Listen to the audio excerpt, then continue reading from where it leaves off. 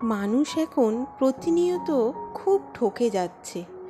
যেমন মানুষ অন্যকে ঠকাচ্ছে, তেমন কিন্তু নিজেরাও খুব ঠকে যাচ্ছে।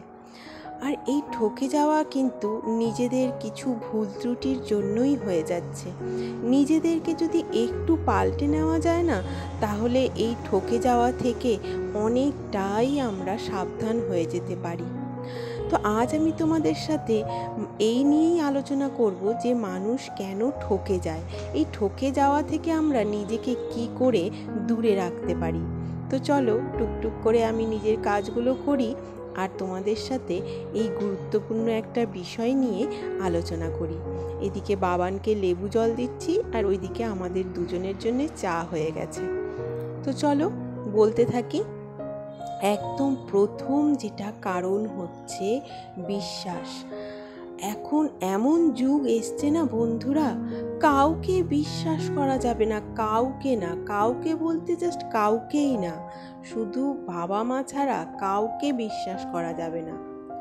যদি তুমি বিশ্বাস করেছো তাহলেই তুমি ঠকেছো। কাউকে বিশ্বাস করা যাবে না, সব সময় পরখ করে দেখে নিতে হবে। পরখ করে দেখে মনে মনে সব সময় একটা সন্দেহ রাখতে হবে। একদম চোখ বন্ধ করে কাউকে বিশ্বাস করা যাবে না। মনে মনে আমি পরখ করে নেব যে এই আমাকে দিয়ে এই কাজটা করাচ্ছে বা আমার সাথে এই কথাটা বলছে, আমাকে হেল্প করছে, এর পেছনে অন্য কোনো কারণ নেই তো।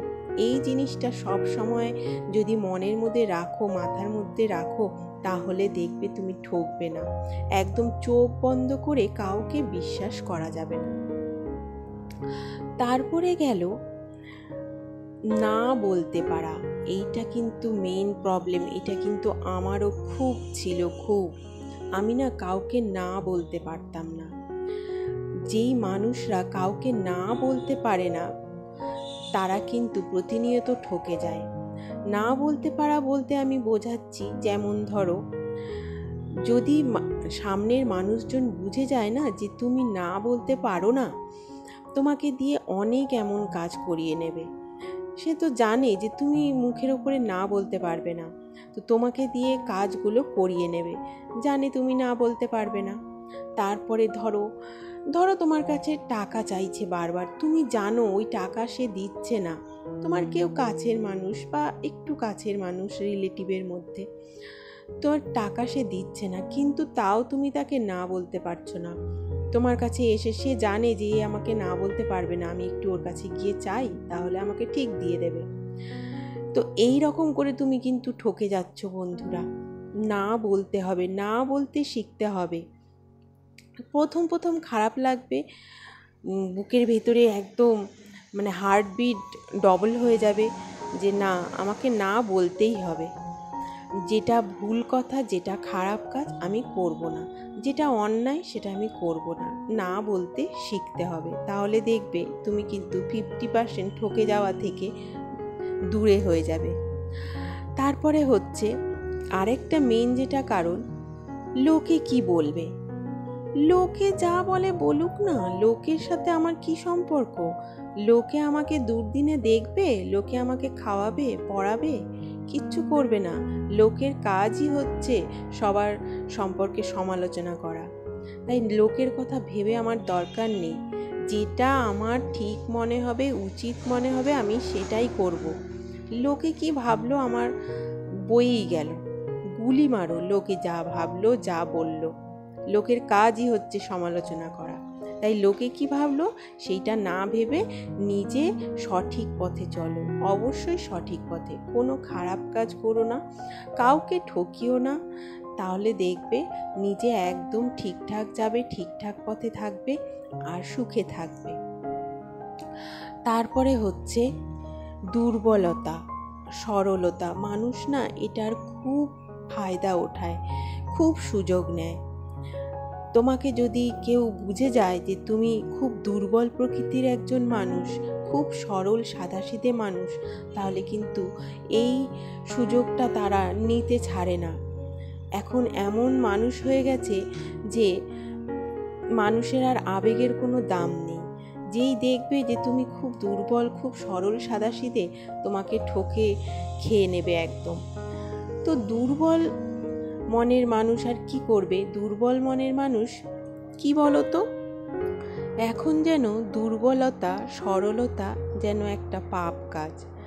দুর্বল হলে মানুষ একদম ঠকে খেয়ে নেবে। তাই দুর্বলতা আর সরলতাকে যতদূর সম্ভব তোমরা এড়িয়ে চলো বন্ধুরা। তুমি যদি সরল সাদাসিধে হও তাহলে তুমি নিশ্চয়ই জানবে, তুমি বুঝতে পারবে, ফিল করবে, তাহলে তুমি নিজেকে একটু চেঞ্জ করে নাও। এত সরল সাদাসিধে যুগ এটা না, এটা এমন যুগ চলে এসছে না, এই যুগটা দুর্বল সরল সাদাসিধে মানুষের জন্য নয়। তাই নিজেকে একটু হলেও চেঞ্জ করে নিতে হবে।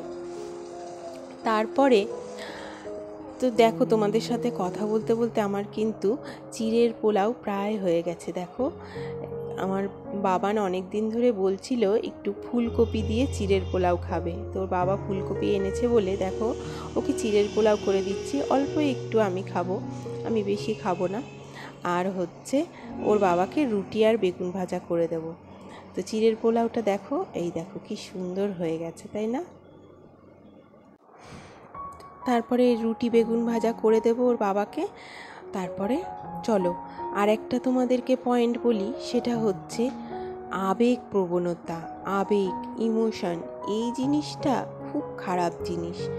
কোনো ডিসিশন, কোনো সিদ্ধান্ত আবেগে পড়ে নেবে না, ইমোশনে পড়ে নেবে না। ইমোশন মানুষকে এখন এই যুগে ইমোশন মানুষকে একদম শেষ করে দিচ্ছে। কোনো জায়গাই নেই ইমোশনের। আজকালকার যুগে ইমোশনের কোনো জায়গাই নেই, আবেগের কোনো জায়গাই নেই। সব একদম কি বলো তো, সব যুক্তি দিয়ে সিদ্ধান্ত নিতে হবে, আবেগে পড়ে না। আবেগে পড়ে কোনো সিদ্ধান্ত না, সব যুক্তি দিয়ে সিদ্ধান্ত নিতে হবে বন্ধুরা। যাদের মধ্যে আবেগ প্রবণতা বেশি, আবেগ বেশি আছে, ইমোশন বেশি আছে, তারা বেশি করে ঠকে যায় এখনকার যুগে। দেখো আমার দইটা কি সুন্দর বসেছে না? তো যেটা বলছিলাম, আবেগ ইমোশন এইগুলোকে একদম বাদ দিয়ে দিতে হবে, যুক্তি দিয়ে কাজ করতে হবে। যত তোমরা যুক্তি দিয়ে কাজ করবে তত ঠকে যাওয়া থেকে বিরত থাকবে। আর হচ্ছে বিচার বিবেচনা করে যুক্তি দিয়ে সমস্ত ডিসিশন নিতে হবে। কোনো আবেগে পড়ে কোনো ডিসিশন নিলে নিজের প্রতি তুমি নিজে অন্যায় করবে। নিজের ছেলে মেয়ের প্রতি যদি আবেগ হয়ে যাচ্ছ না, তাহলে নিজের ছেলে মেয়েরাই তোমাদের ঠকিয়ে দিচ্ছে, আমাদের ঠকিয়ে দিচ্ছে। আমি দেখছি তো অনেক অভিজ্ঞতা বন্ধুরা, 20 বছর তো সংসার জীবনেরই হলো, তো এত অভিজ্ঞতা আমার হয়েছে, এত মানুষ আমি দেখেছি না, কি বলবো, এত ধরনের মানুষ আমি দেখেছি, এত ধরনের মানুষ আমি জড়িয়েছি যে আমার এত অভিজ্ঞতা হয়েছে। সেই অভিজ্ঞতা থেকে তোমাদের কথাগুলো আমি বলছি। নিজের ছেলে মেয়েদের প্রতিও যদি তুমি আবেগপ্রবণ হও না, তারাও তোমাদের ঠকিয়ে নেবে, আমাদেরকে ঠকিয়ে নিচ্ছে তারা। তো এই আবেগটাকে একদম দূরে সরিয়ে রাখো। এই যে ইমোশনটা নিজেদের ডিকশনারি থেকে একদম বাদ দিয়ে দাও, তাহলে দেখবে ভালো থাকবে, নইলে প্রতিনিয়ত ঠকে যাবে। আর মানুষ এখন এমন হয়ে গেছে, মানুষের মধ্যে ইমোশন, যদি ধরো ইমোশন কারো মধ্যে আছে, আমার মধ্যে ধরো খুব ইমোশন আছে, তো আবার আমার পাশের জনের মানুষের মধ্যে ইমোশন একদমই নেই, তবেই তো সে আমাকে ঠকাচ্ছে, তাই না? তো ইমোশন যে যদি অনেক বেশি থাকে তাহলে এটা হতো না। 100 জনের মধ্যে কিন্তু এখন 80 জন মানুষেরই ইমোশন নেই, 20 জন মানুষ ইমোশনে ভোগে, আবেগ আছে, সরলতা আছে, তো তারাই ঠকে যাচ্ছে প্রতিনিয়ত। তো ওই জন্য এইগুলো নিজেদের থেকে বাদ দিয়ে দিতে হবে, তাহলে দেখবে খুব ভালো থাকবে। তো তোমাদের সাথে কথা বলতে বলতে আমার রান্না বান্না হয়ে গেছে। আমি কি বলো তো, হলুদ দিয়েই রান্না করছি, কারণ আমার ছেলেটা খেতে পারছে না। প্রথম কদিন আমি হলুদ ছাড়া রান্না করলাম, কিন্তু দেখছি যে আমার ছেলেটা খেতে পারছে না, খেতে চাইছে না, লবণ তেল ভাত খাচ্ছে। তো আমার শাশুড়ি হলুদ ছাড়া করছে, আর আমি কিন্তু হলুদ দিয়েই করছি। কি বলো তো, অনেক দূরের সম্পর্ক তো, একদম কাছের হলে আমি নিশ্চয়ই করতাম না, ছেলেকে কোনো রকম বুঝিয়ে বাজিয়ে আমি রাখতাম। তো যাই হোক, অনেক দূরের বলেই আমি হলুদটা দিচ্ছি। তো এই দেখো কাপড় চোপড় মেলে আমি ওপরে চলে এসেছি, আর দেখো ডালটা নিচে পড়ে কি সুন্দর হয়েছে ফুলটা, অসাধারণ লাগছে বলো। ইস, এগুলোকে দেখলে না মন আমার একদম পুরো যত সকাল থেকে সারাদিনে যত আমার খারাপ লাগা মন খারাপ যত থাকে না সব দূর হয়ে যায় এইগুলোর কাছে আসলে। আর বেলি ফুলগুলোর সাইজ দেখেছো, গন্ধে পুরো ম করছে, ছাদে আসলে একেবারে পুরো গন্ধে ম করছে ছাদটা। আর এইগুলো হচ্ছে করম চা, সবে ছোট্ট ছোট্ট হয়েছে, এগুলো বড় হবে। তারপরে চলে এসেছি, এবার সমস্ত কাজ হয়ে গেছে, এবার আমি গ্যাসের টেবিল পরিষ্কার করে নেব, আর তারপরে আমি একটু স্নানে চলে যাব। আর পুজোটা কাকিমাকে দিয়ে কোনো রকম দেওয়াচ্ছি, কোনো রকম বলতে একদমই কোনো রকম, শুধু ঠাকুরকে জল বাতাসা কোনো রকম দিয়ে দিচ্ছি। জানি না শাশুড়ি ওটাতেও কোনোদিনও দেখলে হয়তো রাগ করবে, তা আমি তো দিচ্ছি না, আমি কাকিমাকে দিয়ে দেওয়াচ্ছি। রাগ করলেও কিছু করার নেই, আমি নিজে খাবো অথচ আমি ঠাকুরকে খেতে দেব না, এটা আমার একদমই ভালো লাগছে না, আমি মেনে নিতে পারবো না, ওই কারণেই আমি দেওয়াচ্ছি।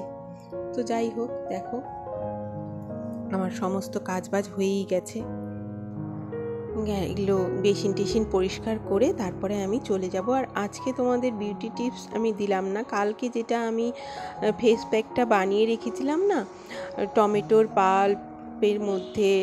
পাল্প নিয়েছিলাম, তার মধ্যে লেবুর রস আর একটুখানি কাঁচা হলুদ, আর ওর মধ্যে মুলতানি মাটি আর চন্দন পাউডার দিয়ে যেটা করেছিলাম কালকে, সেটাই রেখে দিয়েছিলাম, ওইটাই আমি এখন মুখে মেখে নেব। মুখটা আগে ফেস ওয়াশ দিয়ে খুব ভালো করে ক্লিন করে নেব, তারপরে ওটা আমি মেখে নিয়ে স্নানে চলে যাব।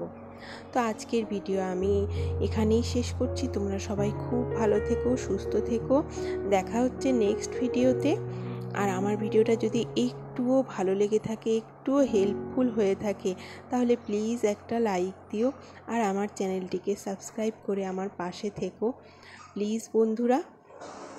তো দেখা হচ্ছে নেক্সট ভিডিওতে, ততদিন তোমরা সবাই খুব ভালো থেকো, সুস্থ থেকো, টাটা, বাই বাই।